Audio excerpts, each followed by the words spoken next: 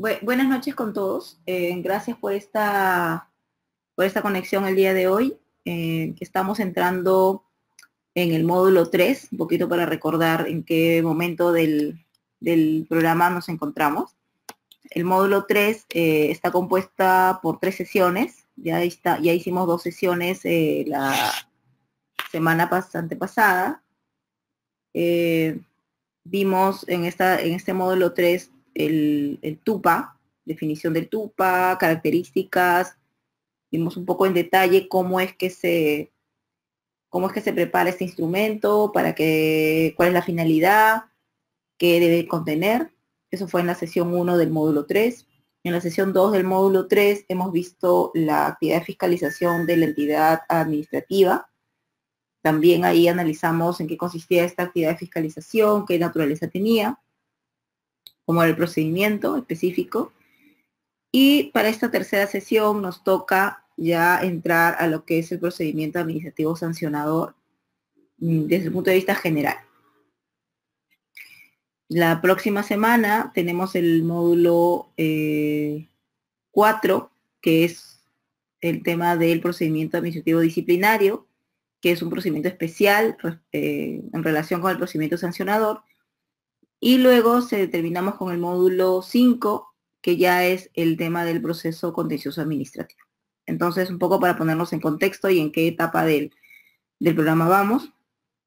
Vamos a entrar a conversar hoy día sobre el procedimiento administrativo sancionador, que es uno de los procedimientos específicos que regula la ley administrativa, que por su relevancia, su importancia, su envergadura en relación con la afectación que producen los administrados, tiene pues especial relevancia su estudio y su entendimiento. Como siempre, comentarles que estoy acá con el aplicativo que puede permitir hacer preguntas, así que espero sus preguntas, sus comentarios y sus aportes a la sesión de hoy. ¿Qué cosa es el procedimiento administrativo sancionador desde el punto de vista general?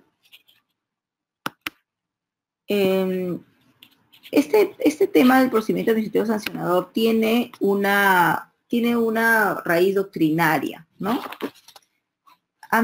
Ustedes saben que antes de pasar a la legalidad, a convertirse en una normativa específica, el derecho siempre tiene una base doctrinaria o jurisprudencial en donde empiezan ya a gestarse estas nociones, esta figura jurídica, y luego pasa pues a implementarse a través de una norma legal. Entonces, el procedimiento administrativo sancionador, para poder entrar a su estudio, tenemos que analizar qué cosa es la facultad sancionadora, o lo que se llama en latín el jus puniendi del Estado, ¿no? La potestad sancionadora del Estado. ¿Cuál es su fundamento? ¿Por qué existe esta facultad o esta potestad sancionadora del Estado? Pues nosotros sabemos que en materia de normativa, ¿no? Tenemos disposiciones que son de carácter obligatorio. Obligaciones, deberes y prohibiciones principalmente, ¿no? Estas obligaciones, estos deberes y estas prohibiciones que impone el ordenamiento jurídico al administrado, al ciudadano en general, a nosotros, ¿no? Tienen pues que tener algún tipo de posibilidad de ser ejercido, de ser obligado, de ser en la realidad, de ser cumplido, ¿no? Lo que se llama el enforcement. Entonces, ¿cómo hace el Estado? ¿Qué mecanismo utiliza el Estado para que nosotros los ciudadanos cumplamos con estas obligaciones que nos impone la normativa, ¿no? ¿Cómo es que va a determinar que nos obligue a cumplir estas normas? Justamente por eso es que nace este concepto, esta noción de la potestad sancionadora, ¿no? Es la manera como el Estado tiene de hacer cumplir sus normas de obligatorio cumplimiento, de prohibición. El carácter obligatorio de las disposiciones que integran un ordenamiento jurídico exige que el sistema tenga previsto mecanismos que hagan frente a aquellas conductas que impliquen su contravención. ¿Por qué? porque lo que nosotros queremos o lo que el Estado quiere, pues, es que estas normas tengan eficacia, ¿no? Que todo el sistema jurídico sea eficaz, que se cumplan las normas, ¿no? Y todo esto depende justamente de la existencia de suficientes facultades coercitivas para poder garantizar el cumplimiento de estas normas. Entonces, podemos decir que la potestad sancionadora nace o surge como una necesidad de que el Estado tenga un mecanismo eficaz para que los ciudadanos cumplan las normas, las previsiones que establece de manera obligatoria el ordenamiento jurídico, ¿no? Y así volver eficaz este sistema jurídico. El jus puniendi del Estado, entonces, el jus puniendi del Estado, ¿no? Nace con esta naturaleza, y en la doctrina se sostiene el dogma de la unidad de la potestad sancionadora estatal. ¿Qué significa esto? Significa que la potestad sancionadora se constituye en un poder único que se puede expresar a través de o el derecho penal o el derecho administrativo sancionador. Entonces, tenemos que tiene una doble vía, el jus puniendi del Estado, la potestad sancionadora, tiene una doble vía de expresión. Por un lado, el derecho penal, ¿no? Que también es una forma de expresión del jus puniendi del Estado, y por otro lado, el derecho administrativo sancionador. La jurisprudencia también aquí tiene su pronunciamiento, ¿no? Y está enfocado a que los tres principales principios del jus puniendi del Estado, que es la legalidad, la tipicidad y la culpabilidad, ¿no? Los principios de legalidad, el principio de tipicidad y el principio de culpabilidad, constituyen principios básicos del derecho sancionador que se aplican tanto en el derecho administrativo sancionador como en el derecho penal, que, como ustedes saben, se ve a través del proceso judicial, ¿no? En sede judicial. ¿Qué sistema utilizar? Claro, porque lo que estamos diciendo nosotros es que la potestad sancionadora se expresa a través de el derecho administrativo sancionador o el derecho penal, ¿no? Pero, ¿qué características o cuáles van a ser las justificaciones para utilizar un sistema u otro, ¿no? Ya sea el derecho administrativo o el derecho penal? ¿Cómo determinamos cuál de los dos mecanismos vamos a utilizar frente a determinados incumplimientos, frente a determinados bienes jurídicos tutelados, ¿no? Entonces, aquí, por ejemplo, ¿cuándo es que podemos utilizar una facultad administrativa o una facultad judicial, en este caso, en materia penal, ¿no? En primer lugar, tenemos que la misma norma, la ley, es la que nos va a decir cuándo vamos a utilizar uno de estos mecanismos, y va a tener aquí vital relevancia o importancia el bien jurídico tutelado que se quiera proteger. Es decir, si estamos hablando, por ejemplo, de un bien jurídico como es un derecho fundamental, la vida o la salud, vamos a seguramente enfocarnos por el lado del derecho penal, por la gravedad del daño que acarrea una situación o una infracción orientada a vulnerar un derecho a la vida o un derecho a la salud o un derecho constitucional, ¿no? Entonces, uno de los criterios es la importancia del bien jurídico tutelado para poder determinar si vamos por una vía judicial a través del derecho penal o una vía administrativa a través del derecho administrativo sancionador.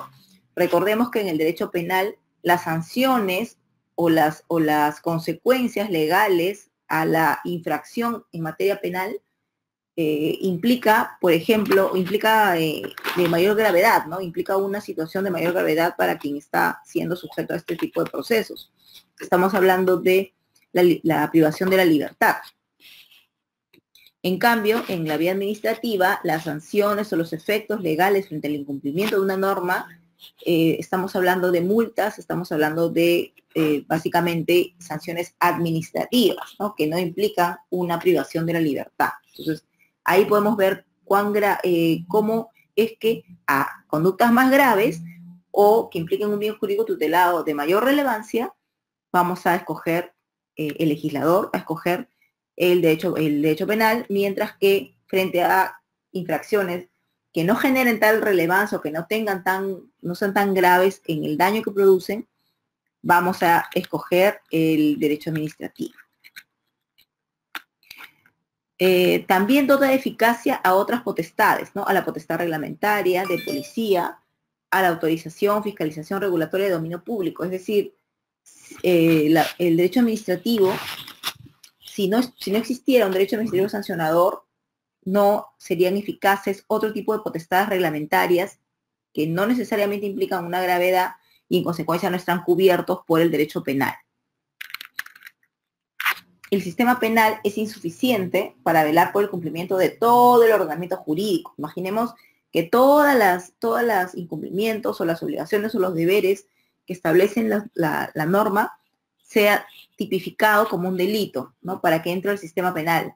Sería pues un código penal totalmente extenso, que sería realmente un instrumento que ya resultaría ineficaz, ¿no? Por la cantidad de delitos, por la cantidad de procesos que podrían iniciarse. Entonces, se necesita pues un instrumento administrativo que pueda también regular aquellas acciones, aquellas conductas que no resulten de tal gravedad que impliquen una privación de libertad.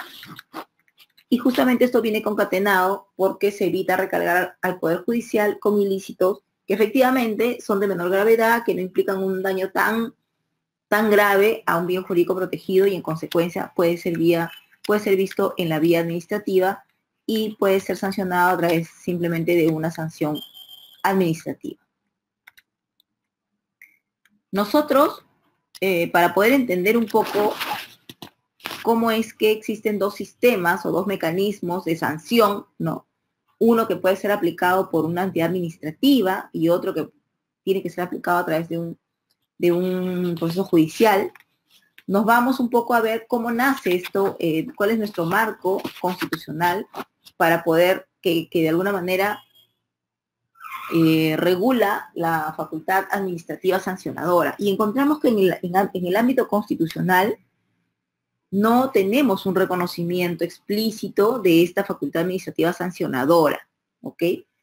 Evidentemente sí está recogido el tema penal, pero la facultad administrativa sancionadora no la encontramos en la Constitución, ya que incluso uno de los principios del sistema constitucional encomienda exclusivamente el ejercicio de esta potestad punitiva a órganos jurisdiccionales.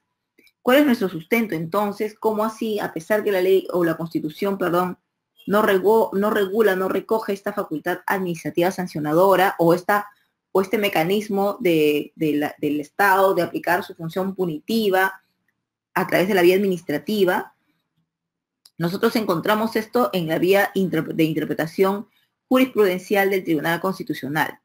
El Tribunal Constitucional entonces regula la potestad administrativa sancionadora como toda potestad en el contexto de un Estado de Derecho que se encuentra condicionada en cuanto a su propia validez al respeto de la Constitución, de los principios constitucionales y también a la observancia de los derechos fundamentales. Entonces, ¿qué podemos decir respecto de esto, ¿no? A pesar que no tenemos nosotros un reconocimiento constitucional para aplicar la facultad administrativa sancionadora, sí, como toda otra facultad, dice el Tribunal Constitucional, debe ser ejercida en el marco de la Constitución y respetando los principios constitucionales, específicamente la observancia de los derechos fundamentales. Entonces, en nuestro ordenamiento jurídico, pues, se ha venido aceptando pacíficamente la facultad de las entidades administrativas para determinar infracciones y aplicar sanciones en casi todos los sectores de la vida social, que son regulados por el derecho administrativo.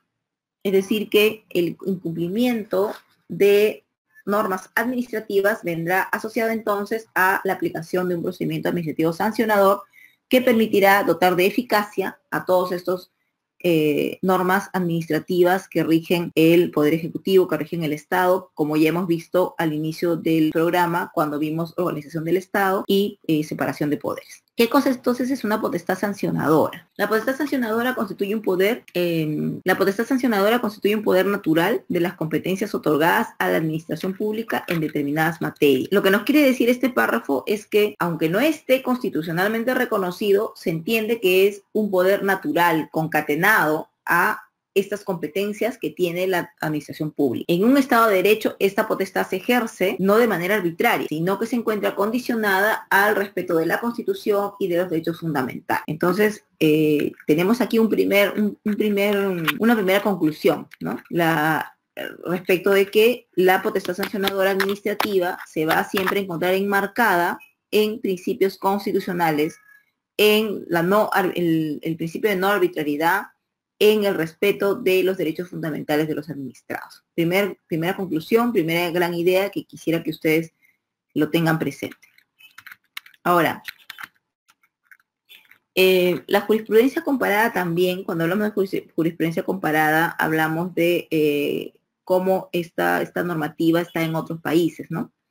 La jurisprudencia comparada identifica una serie de razones de índole práctico que justifican que se pueda utilizar en vía administrativa esta facultad sancionadora.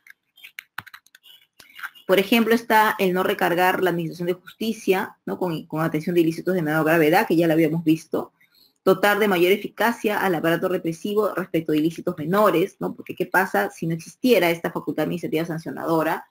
Pues estas infracciones, que si bien no son de tanta gravedad como para conformar delitos, sin embargo se quedarían sin sanción porque no existiría un mecanismo para poder supervisar ese cumplimiento y además sancionar en caso de su incumplimiento. Y también promueve una mayor inmediación de la autoridad sancionadora respecto a los administrados sancionados. Esto porque permite, dentro de un proceso regular, tener una mayor un relacionamiento directo entre la administración y el administrado que finalmente está sometido a la actuación de esta potestad sancionadora. ¿Cómo se manifiesta la potestad sancionadora en la práctica, ¿no? Dentro de las facultades que tienen las entidades administrativas? La potestad sancionadora la vamos a encontrar a través de una sanción administrativa. Y esta sanción administrativa va a tener un doble efecto, una doble finalidad. Y este doble efecto o doble finalidad es son las mismas finalidades que persigue la sanción penal. También la sanción penal persigue una finalidad disuasiva, ¿no? Disuasiva de la infracción o del delito cometido. También, evidentemente, es una represión, ¿no? Se reprime a quien ha incurrido en este tipo de infracciones. Y en el ámbito penal también hablamos de una finalidad rehabilitadora, ¿no? Que no necesariamente la tenemos en la potestad sancionadora administrativa, ¿no? Porque recordemos que en el ámbito penal la sanción va a implicar una privación de la libertad en un ambiente, ¿no? En un penal, digamos, en un ambiente institucional que en principio debería permitirle pues al condenado, al preso, tener una serie de herramientas que puedan permitir su resocialización, su rehabilitación como ciudadano y volver a la sociedad. Podemos discutir sobre si eso se cumple o no en la realidad, pero esa es una finalidad que tiene la sanción penal. En el ámbito administrativo decimos que tiene doble finalidad, ¿no? La de disuasión, es decir, que no se presenten estas infracciones en la realidad, ¿no? Sabiendo que existe esa sanción, que sabiendo que existe la posibilidad de que a uno se le aplique una sanción, pues disuadir a los administrados de incurrir en estas infracciones, ¿no? Mejor no incurro en la infracción para no ser sometida a esta sanción, ¿no? Y es muy clásico el ejemplo de las sanciones de tránsito, ¿no? Nosotros sabemos que si cruzamos una luz roja, que si excedemos la velocidad mínima o la velocidad máxima, perdón, establecida en determinada zona, podemos ser sujetos a una sanción, ¿no? Esto ha funcionado muy bien, por ejemplo, en el Callao. Cuando ustedes manejan en el Callao, hay una serie de controles que se activan y que van vigilando tu velocidad, y también hay mecanismos de verificación, fotopapeletas y también policías, ¿no? Operativos Y entonces cuando uno entra al Callao, al toque se pone en modo cumplimiento de la norma, baja la velocidad, te pones a ver, estás pendiente de no incumplir ninguna de las las normas de tránsito, porque sabes que efectivamente te puede implicar una sanción, te llega una fotopapeleta y ya tienes que estar sujeto a la multa, ¿no? Entonces, ahí, por ejemplo, en el Callao, uno puede tener el ejemplo de cómo una sanción administrativa puede ser disuasiva.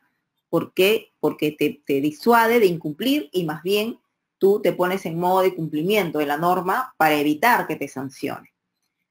Y la otra finalidad de la sanción administrativa es la de reprimir. Es decir, si ya cometiste la infracción, si ya cometiste la acción contraria a la ley, pues vas a recibir una sanción administrativa que va de alguna manera a resarcir o de alguna manera va a reprimirte por haber cometido esa infracción, ¿no? Te va a sancionar, ¿no? En términos latos. ¿Cuáles pueden ser los efectos de la sanción administrativa? Pues genera un acto de gravamen, es decir, un detrimento o un menoscabo de derechos. Sabemos que en materia administrativa no estamos hablando que el gravamen se implica un tema de privación de la libertad, ¿no? Pero el gravamen puede ser un detrimento económico, porque al momento que uno paga una multa ya está teniendo un detrimento en su patrimonio, ¿no? Puede ser que un cierre de un local también implica evidentemente un detrimento, un menoscabo de un derecho que uno tiene. Entonces, estas son las formas como puede establecerse la sanción administrativa a través de un acto de gravamen dirigido al administrado. Y pues se trata de una respuesta o una reacción, un efecto legal, no es un efecto frente a una conducta ilícita, frente a una conducta ilegal que está cometiendo el administrado. Ojo que no estamos hablando de un delito. Una conducta ilícita no es igual a decir un delito. El delito es efectivamente una conducta ilícita, pero es una conducta ilícita que está regulada con una connotación penal y que en consecuencia va a conllevar pues efectos también de esta naturaleza, ¿no? Vía penal. Pero una conducta ilícita también podría no ser delito, sino simplemente ser una infracción administrativa, ¿no? Entonces ahí tenemos que tener en consideración esta diferencia, porque un acto ilícito no necesariamente es un delito, no siempre es un delito, pero un delito siempre va a ser un acto ilícito. ¿Cuáles son, ya entrando a lo que es el procedimiento sancionador, cuáles son las sanciones que pueden ser materia del procedimiento o los efectos, que puede ser un efecto de algún incumplimiento en materia administrativa, ¿no? Nuevamente aquí, para tener clara la noción, haciendo una comparación con el derecho penal, ¿no? ¿Cuáles son las sanciones en el derecho penal? La sanción, la más importante, ¿no? Y la que se aplica en todos los delitos es la privación de la libertad, ¿no? Una condena implica siempre una privación de la libertad. Claro, algunos me dirán, no siempre, porque puede suspenderse o puede condicionarse, sí, claro, ¿no? Pero eso ya dependerá del caso concreto. Lo cierto es que el Código Penal regula como sanción básicamente la privación de la libertad, ¿no?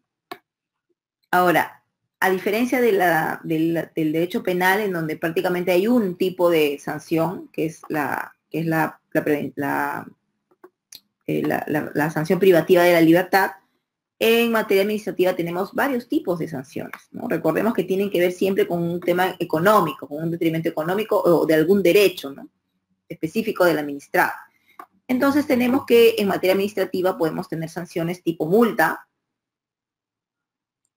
que implica un monto de dinero, ¿no? Un monto determinado fijado por la autoridad administrativa, asociado a la gravedad de la sanción. Si es más grave, seguramente será una multa mucho más que implicará un monto mucho mayor de dinero, ¿no? Si es una sanción más leve, pues seguramente se tratará de una de un monto de dinero menor, ¿no? En materia administrativa, en materia sancionadora, generalmente las multas pueden ir desde 0.1 UITs, ¿no? Están asociadas siempre a la unidad impositiva tributaria, y hasta pues la más alta que yo puedo recordar ahorita, para darles un ejemplo, puede ser incluso hasta 200 UITs. La UIT, como saben, está en 4.000 y tantos soles, y entonces se aplica según la gravedad. Comparativamente, esta es la unidad de medida de una multa en materia administrativa. También podemos tener como una sanción la amonestación. La amonestación es la sanción más leve que se aplica en materia administrativa. Vamos a escuchar mucho cuando hablemos de sanción disciplinaria, cuando hablemos la próxima sesión, que es mañana, sobre el procedimiento disciplinario. Vamos a encontrar mucho de amonestación, porque es una de las sanciones más comunes en materia disciplinaria. Y, por ejemplo, en materia disciplinaria vamos a poder encontrar la amonestación verbal o la amonestación escrita, ¿no? Incluso tiene dos modalidades. Ya lo vamos a estudiar con mucho más detalle en la sesión de mañana. Pero la amonestación es, como les digo, simplemente una jalada de orejas, simplemente una exhortación, ¿no? Frente a un incumplimiento que es muy leve, que no genera mayores consecuencias, pero que finalmente pues es un incumplimiento y de todos modos tiene que tener algún tipo de sanción. Otro tipo de sanciones que podemos encontrar en materia administrativa también es la clausura de locales. Este tipo de sanción, ya no estamos hablando aquí de un tema económico, ¿no? Sino estamos hablando básicamente de un recorte de derechos. Entonces, la clausura del local pues implica que tenga que cerrarse el local, ya sea el local comercial o el local de que se trate, y no se va a poder ejercer pues la actividad económica que va ejerciéndose en ese local, ¿no? Entonces implica una limitación, una restricción de un derecho. También podemos encontrar el apercibimiento, que el apercibimiento básicamente es una llamada también a una determinada acción, ¿no? Si no se cumple esa acción, entonces produce inmediatamente el apercibimiento que se haya considerado en la resolución o el acto administrativo que ha fijado esta sanción. También podemos hablar del comiso de bienes, que significa que va a haber una incautación, va a haber un retiro de los bienes de que se trate, que sean materia de este procedimiento. Por ejemplo, si se trata de bienes defectuosos, productos defectuosos, no sé si recuerdan, en el caso de la leche, hubo un caso hace poco, bueno, no sé muy poco, creo que hace más de un año, que se vio en Indecopi, que fue muy sonado, muy comentado, incluso en los medios, cuando creo que fue en Panamá, que no dejaron pasar la leche evaporada, creo que era pura vida, no estoy muy segura, pero que porque no tenía el componente lácteo, ¿no? Que era una leche de soya, y sin embargo, pese a que era una leche de soya o tenía el mayor componente era la soya, en las etiquetas hablaba pues de lácteos, ¿no? Y pues tenía un dibujito de una vaca, y así entender pues que era una leche de vaca, ¿no? Era una leche natural de la vaca, pero sus componentes no eran tanto así. Entonces, a raíz de eso, acá en el Perú se abre la discusión de que si efectivamente este producto era un producto que tenía las características que decía, ¿no? o que aparentaba tener frente al consumidor. Y Indecopi lo que hizo fue incautar, fue retener todos los productos, porque la etiqueta pues no reflejaba la naturaleza del producto mismo, ¿no? Y entonces hubo una serie de sanciones, hubo una serie de acciones, pero una de ellas fue justamente el comiso de los bienes para que estos no estén en el mercado, porque generaban una confusión respecto a la naturaleza o los componentes de la leche, ¿no? De la leche que vendía. No significa que era una leche defectuosa o era una leche contaminante o era algo que iba a producir algún daño a la salud, ¿no? Era básicamente porque al no reflejar, al no tener la etiqueta, los componentes reales del producto, se generaba pues una confusión, se generaba un engaño, ¿no?, al consumidor. Incluso, no sé si recordarán ustedes, en los medios la gente salía a hablar que sus hijos habían tomado esta leche todo el tiempo y que estaban seguramente horas, no estaban bien nutridos, como ellos pensaban, en fin. Se generó ahí una serie de situaciones. Entonces, esta es una forma también de sanción que puede imponer la autoridad administrativa. Y finalmente, otro tipo de sanción que también podemos nosotros encontrar es la suspensión de actividades. Se diferencia de la clausura de locales en el sentido de que la clausura de locales lo que implica es un cierre, ¿no? Un cierre temporal o un cierre permanente, mientras que en materia de suspensión de actividades la sanción va más a la actividad misma, ¿no?, de que se trate, no a la clausura de un local físico determinado. Y implica pues que esta actividad tiene que ser suspendida, ya sea temporal o también permanentemente, dependiendo de la sanción, dependiendo del caso que se trate.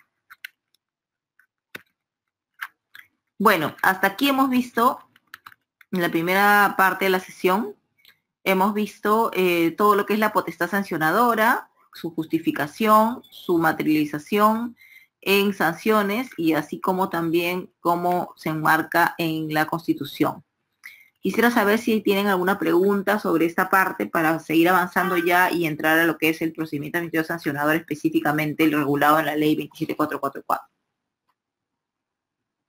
Bien, en este caso está activa la acción de preguntas. Cualquier persona que desee hacer una consulta hasta el momento de la clase, sabe que la puede hacer por lo que la vía escrita o también puede pedir su participación por voces que si lo desea. Agradecemos también de paso a todos los asistentes que están conectados, tanto los que son socios de Gaceta Oral, así también como los alumnos en particular de este diplomado, ¿no? Recordar también que esta clase está siendo siempre grabada, por lo cual ustedes van a poder encontrar la grabación completa en la plataforma virtual de cada uno de ustedes. Doctora Luz, no hay ninguna consulta, podemos ir con la clase. De acuerdo, gracias, Samuel. Entonces vamos a entrar ahora a lo que es el procedimiento administrativo sancionador regulado en el capítulo 3 del título cuarto del texto único ordenado de la ley 27444, la ley del procedimiento administrativo general, y que en este capítulo regula todo lo que es los principios, reglas, garantías que son aplicables al procedimiento administrativo sancionador. El procedimiento administrativo sancionador, si queremos nosotros definir o establecer alguna definición, ¿no?, podemos decir que es entendido como el conjunto de actos destinados a determinar la existencia de responsabilidad administrativa, ¿no? Esto es, la comisión de una infracción y la consecuente aplicación de una sanción. Ahora, este procedimiento constituye además una garantía esencial y el cauce a través del cual todos los administrados a quienes de alguna manera se les está imputando la comisión de una infracción también pueden hacer valer sus derechos fundamentales frente a la administración pública. ¿Qué significa esto?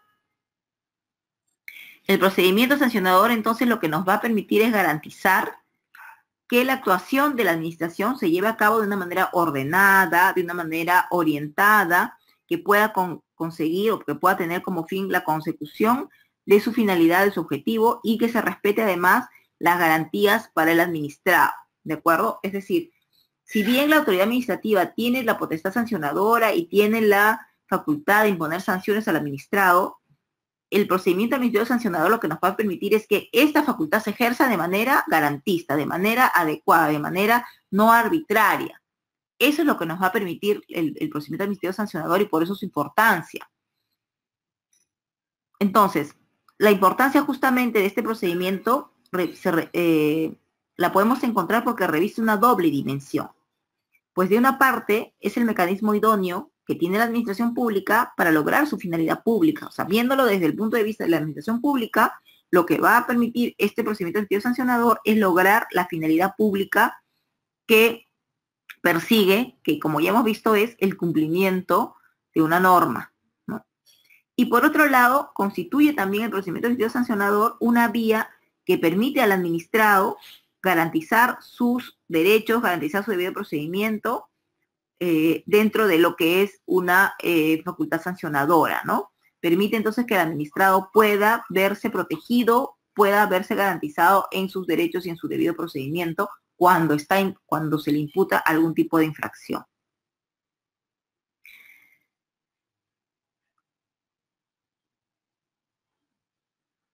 Entonces, la importancia, como les comentaba, de la existencia de este procedimiento regulado, incluso ha sido reconocido por el Tribunal Constitucional, ¿no?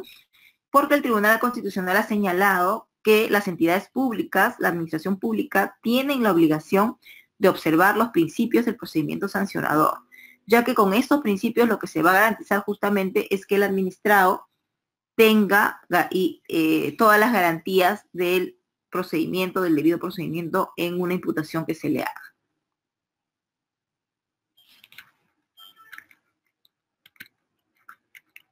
Entonces, ¿cuáles son los principios de esta potestad sancionadora que inspiran, ¿no?, todo el procedimiento sancionador?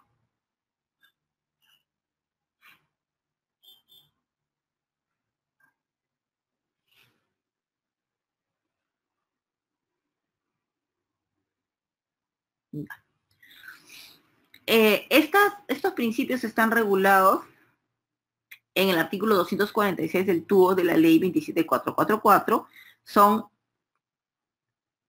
en total son, acá tenemos 10, ¿no? 1, 2, 3, 4, 5, 6, 7, 8, 9, 10 principios que rigen esta entidad, este ejercicio de la potestad sancionadora, ¿no?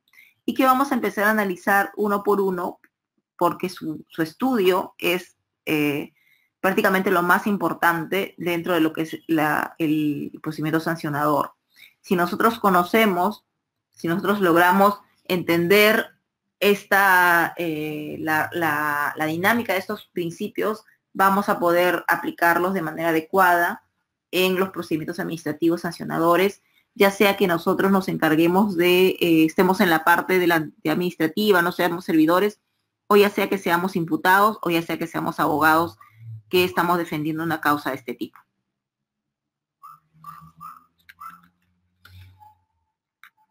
Antes de pasar a comentar cada uno de los principios, debemos tener en consideración que según la ley administrativa, los principios de la potestad sancionadora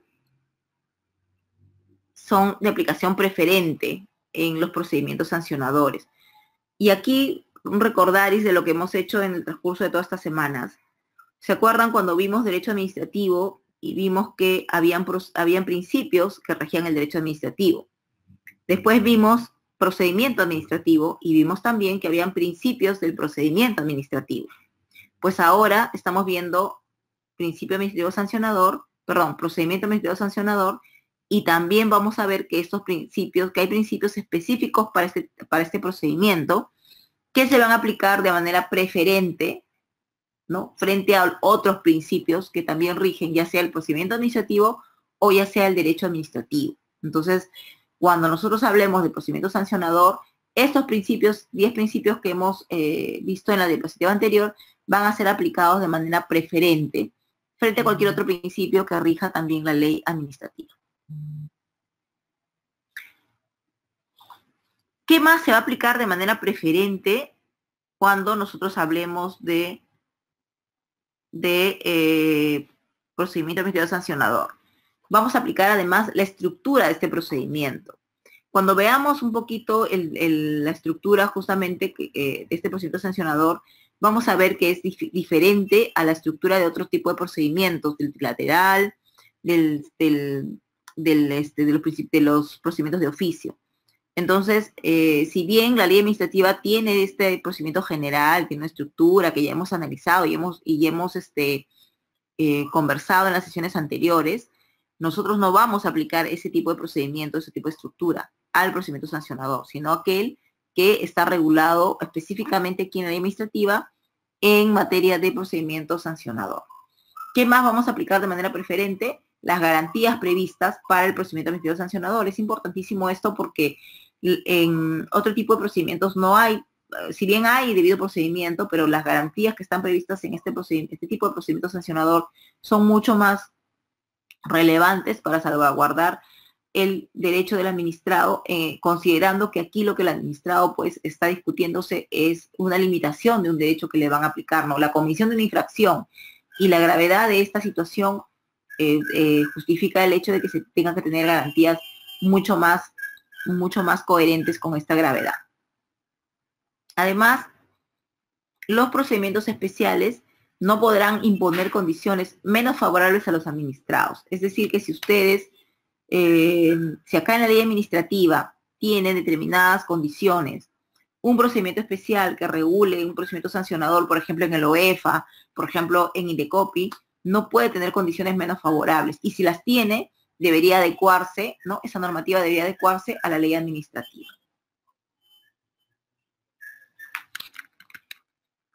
Vamos a entrar ahora a conversar sobre cada uno de los principios que, como les digo, es importantísimo poder conocerlos, entenderlos, porque son la base del principio del procedimiento sancionador y de alguna manera tienen que ser cumplidos en este procedimiento, ¿no? Si no, estaremos hablando de nulidades, estaremos hablando de un procedimiento que no cumple la finalidad para la cual ha sido diseñado.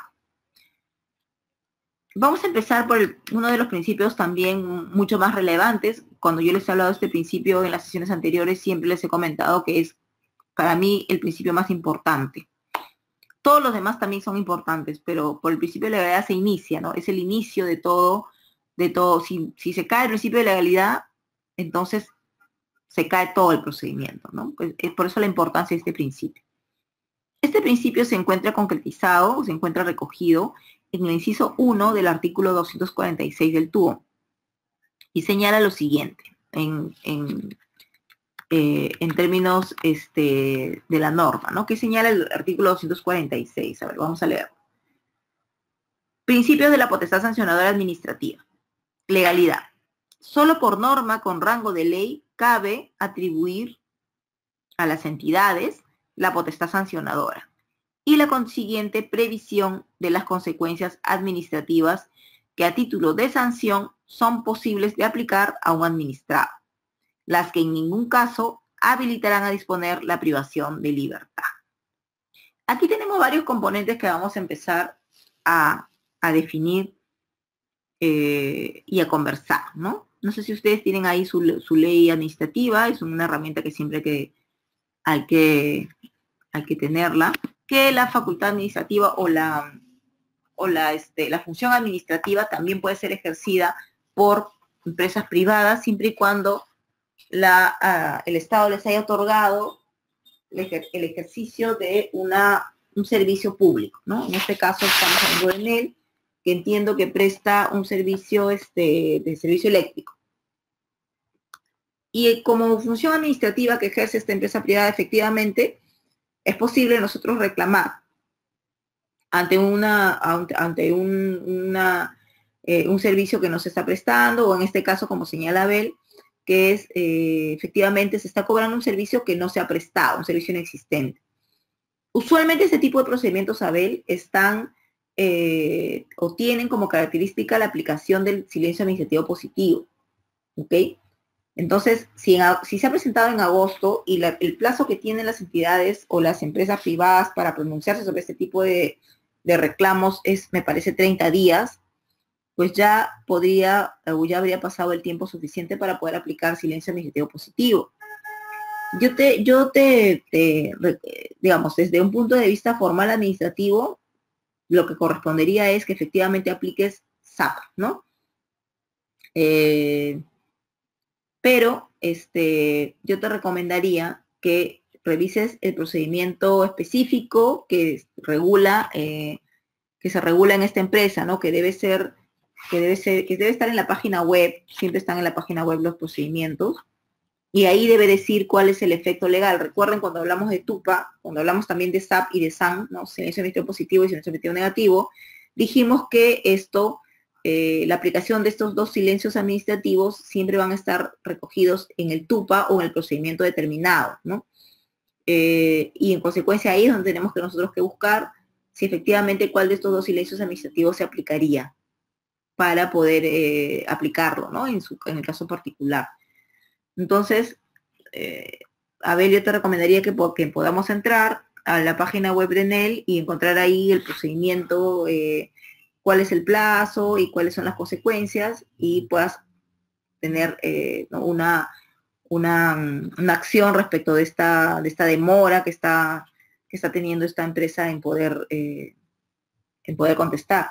Yo creo, como cualquier otro tipo de procedimientos que aplican las empresas privadas, me parecería que aquí se podría aplicar SAN, y en consecuencia podrías tú recurrir ya a la segunda instancia, que sería, en este caso, entiendo, ya sea Ocinermin. Creo que Ocinermin específicamente tendría que analizar un poquito más tu reclamo, pero debería ser Ocinermin, o en todo caso podría ser también Indecopi si se trata de algún tema relacionado con un servicio defectuoso, ¿no? Entonces, te recomiendo esa búsqueda, y podemos, en todo caso, si la encuentras por ahí, seguir conversando sobre tu caso, o por correo o por esta vía.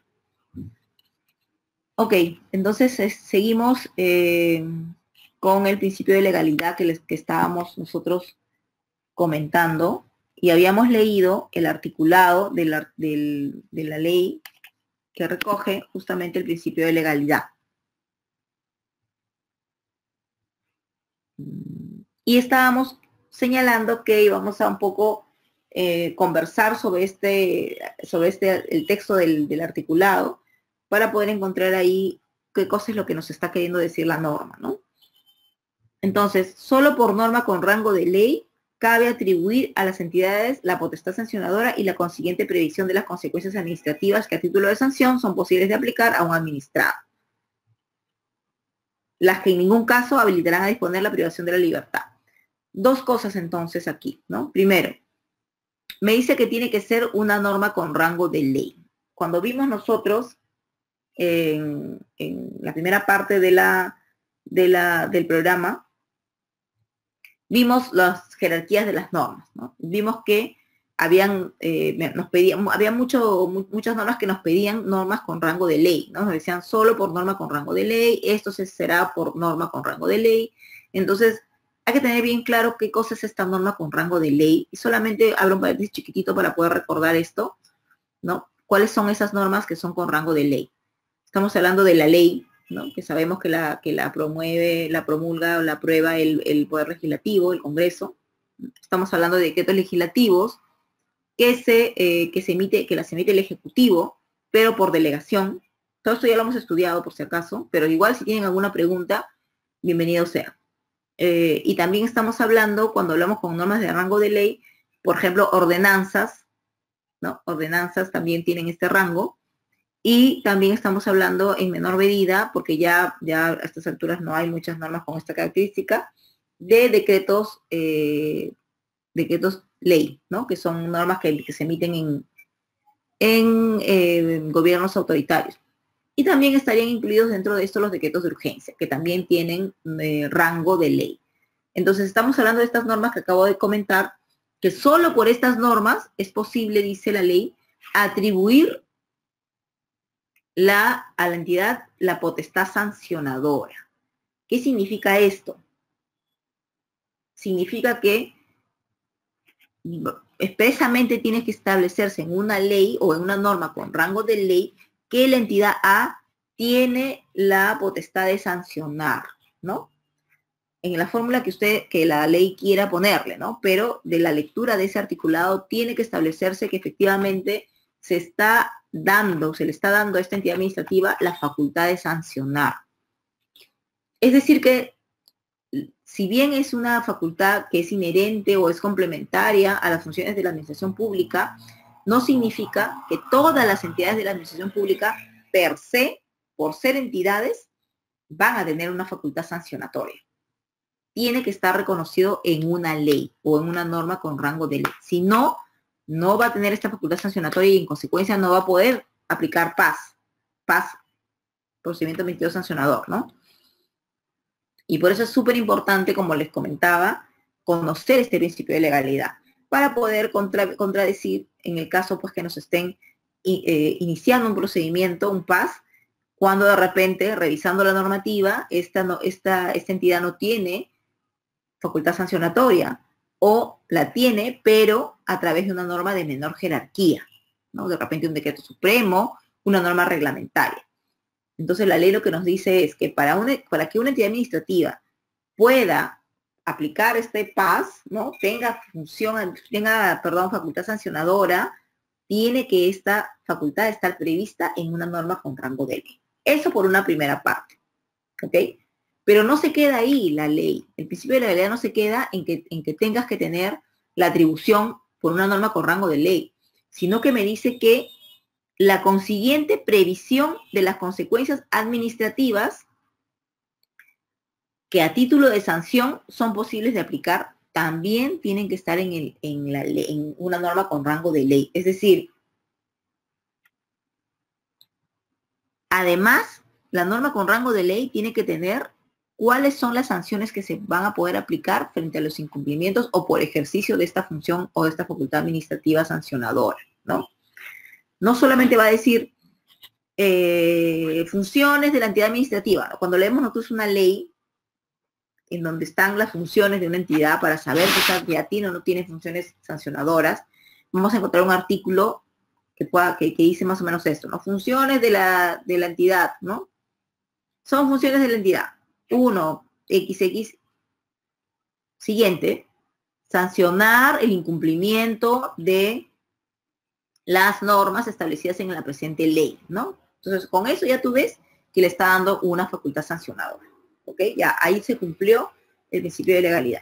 Pero además, en esa ley debería establecerse en algún lado que el incumplimiento de las normas de esta ley dará lugar a que se impongan sanciones de entre 1 a 100 UITs, de la siguiente manera, ¿no? Las leves de 1 a 20 UITs, las graves de 20 a 50 UITs y las más graves de 50 a 100 UITs. Ya, con eso ya te estás también cumpliendo con el principio de legalidad, que te dice que debe también establecerse la previsión de las consecuencias administrativas que a título de sanción son posibles de aplicar a un administrado, ¿no? Entonces ahí tiene que decir, se podrá imponer sanciones de amonestación, cierre de local, se podrá imponer la sanción de multa, de tantas a tantas UITs. Todo eso debe estar regulado, debe venir en una norma con rango de ley.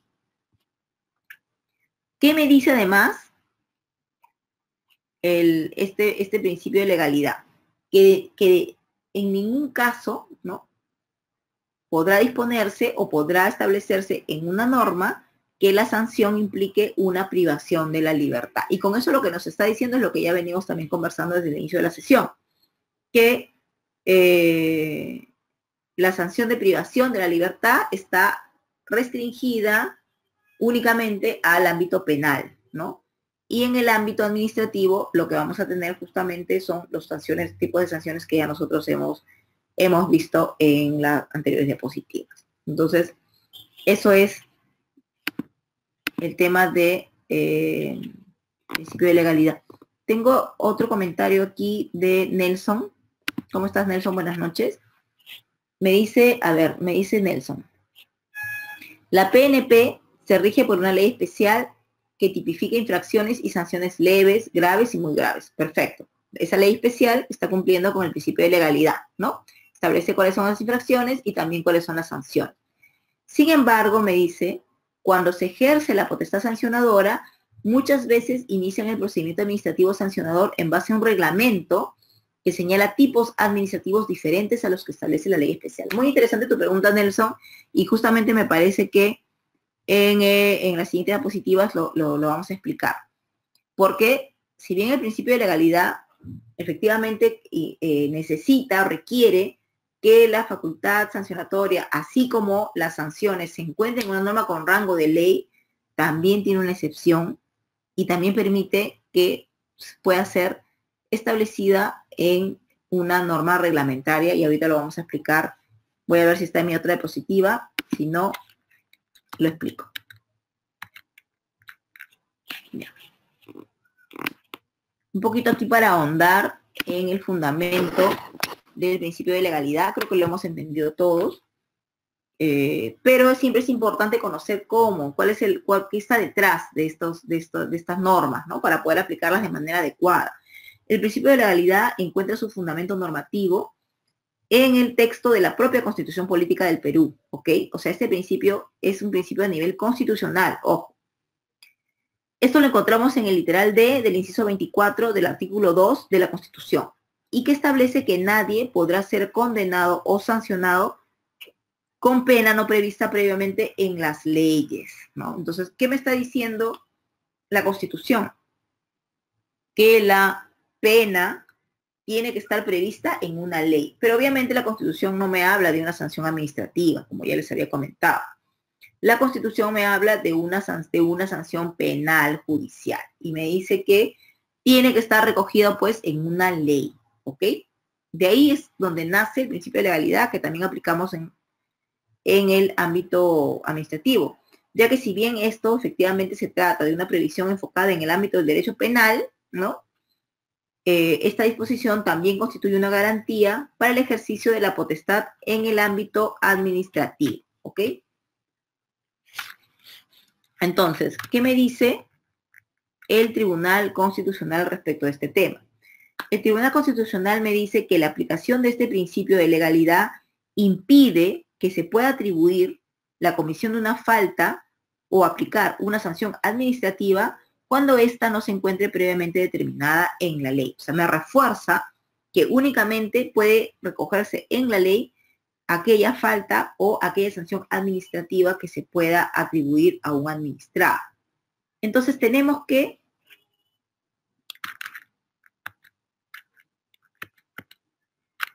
por el principio de legalidad existe una prohibición de la imposición de sanciones desprovistas de cobertura legal. Es decir, que si la sanción no se encuentra en una norma con rango de ley, entonces no está prohibido imponer una sanción de ese tipo, ¿no?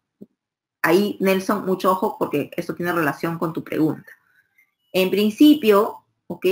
Una sanción que no esté tipificada o que no esté prevista en una norma con rango de ley no puede ser impuesta. Es una prohibición de imponer una sanción de ese tipo.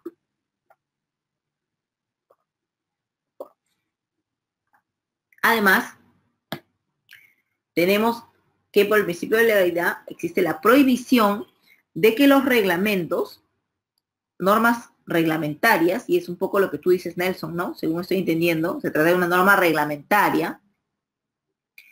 Entonces existe la prohibición de que los reglamentos o las normas reglamentarias establezcan infracciones y sanciones por iniciativa propia, sin amparo de normas con rango de ley, ¿no? Es decir, el reglamento lo que puede hacer es aterrizar, es reglamentar, pero siempre y cuando tengamos nosotros la previsión y la cobertura en una norma con rango de ley.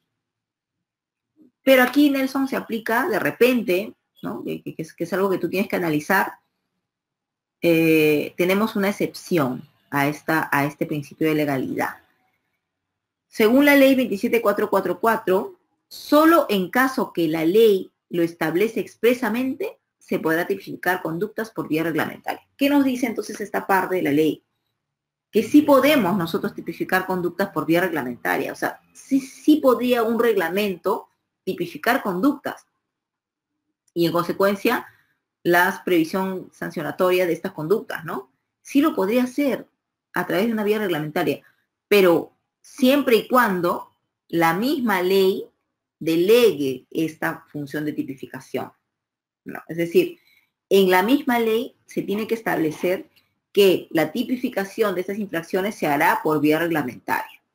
Si no tuviera esa cláusula, entonces un reglamento que establece tipificaciones no sería válido, no sería un reglamento inválido. Estaría sujeto a una situación de invalidez. Entonces, sí se puede tipificar infracciones en vía reglamentaria solo cuando la misma ley o una norma con rango de ley prevé esta posibilidad de manera expresa. Yo no sé, Nelson, si las leyes en materia de infracciones y sanciones de la PNP le abre esta posibilidad de tipificar vía reglamentaria. sería bueno que revises esas leyes, y seguramente, estoy casi segura, porque no creo que se atrevan a establecer infracciones sin tener esta cobertura legal. Seguramente la ley sí establece esta posibilidad. Yo les voy a dar un ejemplo en el caso de las normas de fiscalización ambiental. La ley establece expresamente que vía reglamentaria va a poder establecerse la tipificación de las infracciones, y de hecho han sacado varias reglamentaciones sobre ese tema, ¿no? Sobre el tema sancionador en el organismo de evaluación y fiscalización ambiental, estableciendo la tipificación y también las sanciones aplicadas a esta tipificación. Entonces, ¿es correcto? Sí. ¿Está dentro del principio de legalidad? Sí, porque se está salvaguardando que la facultad, la delegación, se encuentre en una norma con rango de ley. Entonces, espero que haya quedado claro esta parte del principio de legalidad. Es muy importante, como les digo, que se tenga claro qué cosa es lo que tiene que estar en la ley y cuál es la excepción que me permite que pueda regular también en vía reglamentaria esta tipificación. Vamos a ver que el principio de legalidad tiene dos dimensiones, ¿okay? Una dimensión que es de carácter formal y una dimensión que es de carácter material. La dimensión de carácter formal implica la exigencia y existencia de una norma legal o norma con rango de ley, ¿no? Que es lo que hemos visto. Es decir, tiene que estar en una norma con rango de ley o una norma legal la exigencia y existencia, ¿no? Tiene que estar en una recogida, se exige que esté recogida en una norma de ley o con rango de ley. Y además tenemos la exigencia de carácter material, que implica la predeterminación normativa de las conductas infractoras y de las sanciones correspondientes. Es decir, por un lado tenemos que tener una ley, y por otro lado tenemos que en esa ley tener la previsión de la normativa que regule tanto las conductas infractoras como las sanciones asociadas a esas conductas infractoras. ¿Ok? Eso básicamente para reforzar la parte que les estaba comentando de la exigencia de una norma con rango de ley. Hasta ahí hemos terminado de conversar sobre el principio de legalidad. Podemos afirmar que este principio entonces tiene como exigencias específicas, como les comentaba, la existencia de una ley, que esta ley sea anterior a la conducta reprochable y que esta ley incluya preceptos jurídicos con suficiente grado de certeza, de manera tal que sea posible prever la responsabilidad y también la eventual sanción aplicable a un caso concreto. ¿Ok? Entonces, esto es importante, porque si no tenemos estas previsiones, entonces estaríamos hablando de una situación en donde se estaría vulnerando el principio de legalidad en materia sancionadora.